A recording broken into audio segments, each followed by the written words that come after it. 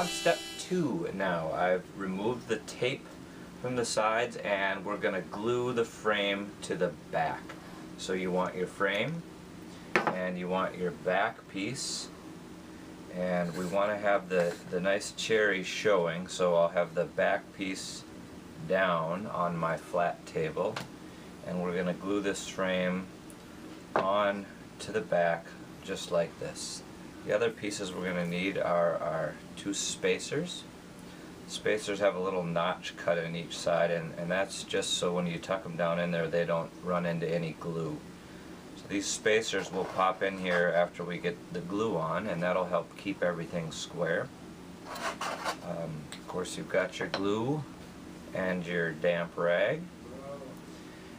Now before we do this, we want to just take a peek down here where the sides meet the end blocks, and we want to make sure there's no glue.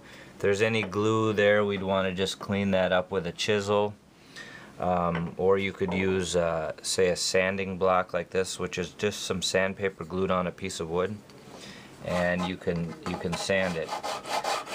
So we want to make sure that this is all flush. And while we're down here, I want to point out the most important part here is that we need to keep this, it's getting real important that we have this violin peg in the correct position.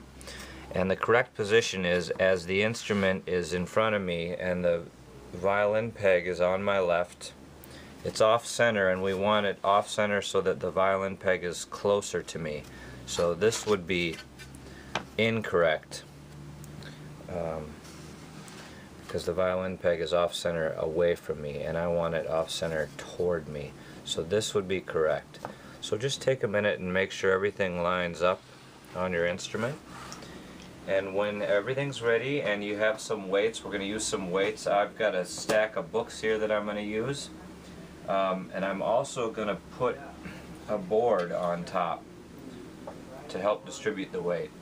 Now you don't have to do this. It's fine if you don't, but if you have something to do that, it's kind of nice. So let's have at it here. So I've got everything lined up. I'm going to flip this over. I'm going to put a little glue around here. Doesn't take much.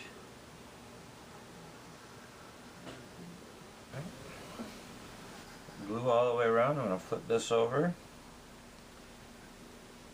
Set this down.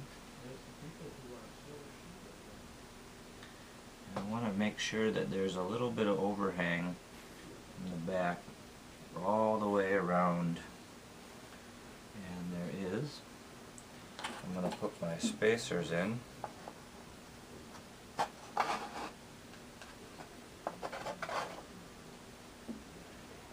Good. And then I'm going to set my board on top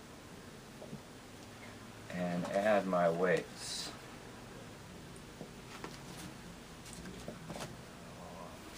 Might be a good time to dust off that old encyclopedia set you got in the bookshelf. Would be perfect for something like this. Good. We'll let this dry, and we'll see you back here for step 3. Now that the back is glued on and dry, we're going to glue on the soundboard, and I'm going to put a rosette on my soundboard. So I've already glued this donut on. If you look at the donut, what we want to have, so we just want to have this ledge available to set the rosette on. So that's real easy to glue on, just a little bit of glue and some weight on that. And I'm going to set this on my flat surface, and the key point here is that I want the sound hole at the opposite end of the violin peg. So we're all good there. I've already put glue on here, and we're going to do the same thing as we did with the back, except we don't have the spacers in at this point. We'll just flip this over and set it down. Again, we're going to make sure that we have a little bit of overhang all the way around. There should be just enough. And depending on how much glue you have, it can slide around a little bit as you put weight on it, so keep an eye on that as you add the weight. Make sure it doesn't slide off the soundboard. So again, I'm just using some books from our extensive library that we have here at Musicmakers. So now we're going to let this dry, and we'll come back and trim everything flush or something.